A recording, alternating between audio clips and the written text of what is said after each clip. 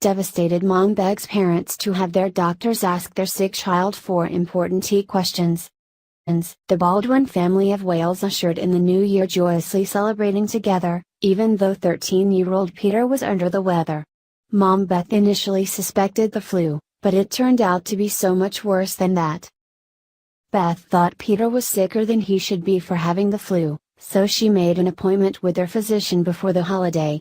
Peter was diagnosed with a chest infection and given antibiotics. But his condition didn't improve. In fact, Peter's health grew worse. Since they'd already visited their doctor, Beth called her own mom for advice. By the time she arrived, Peter's grandma insisted Beth call for an ambulance. His condition was so grave. While Peter had already been examined by a medical practitioner, it was an emergency responder who accurately diagnosed Peter's underlying condition that had made his situation so severe. But by then, it was too late. A first responder arrived at our house, and one of the first things he did after giving Peter oxygen was prick Peter's finger for a blood test. Within 30 seconds of coming, he had diagnosed him as having type 1 diabetes, a condition where the body doesn't produce enough insulin. While Peter did have a chest infection, that wasn't the culprit. The tween was so incredibly sick because of the undetected diabetes. For the next few days, the Baldwin family rallied around Peter's hospital bed while medical professionals tried in vain to keep his organs from shutting down. Beth kept vigil at his bedside, but Peter went into cardiac arrest and underwent emergency surgery. Afterward, he returned to the intensive care unit. But nothing more could be done. At this point, Peter had suffered enough brain damage that only the machines were keeping him alive. I was told he was in a DKA, diabetic ketoacidosis, which is when your body starts to shut down if you haven't had insulin, and it can lead to organ failure. After 6 days, Beth and Stuart's sweet son, who just 2 weeks before was a vibrant and healthy boy, slipped away. His body had simply given up.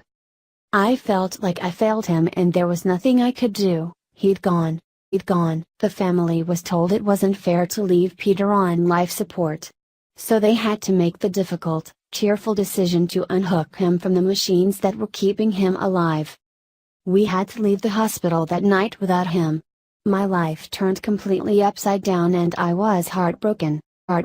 Once the family crawled out of their dark grief from the unthinkable loss of Peter, they decided to investigate the situation further. Beth now believes that if Peter's doctor had examined him further, had asked 4 simple questions, he would have diagnosed him with type 1 diabetes and saved his life.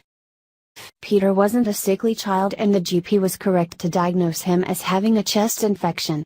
But the examination stopped there without exploring if anything else was wrong, even though he was very ill. Today, Beth encourages all doctors to ask children battling illness 4 questions. Toilet: are you going to the bathroom a lot? Are young children suddenly wetting the bed? Are infants having heavier diapers? Thirsty: are you exceptionally thirsty and feel like you can't quench that thirst? Tired: do you feel more tired than usual? Thinner: have you been losing weight? Reflecting upon Peter's health before his unnecessary passing, Beth realized that Peter had all of those symptoms.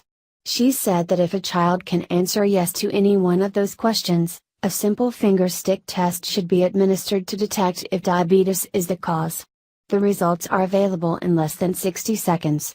I'm angry, heartbroken, devastated and distraught that Peter's life could have been saved.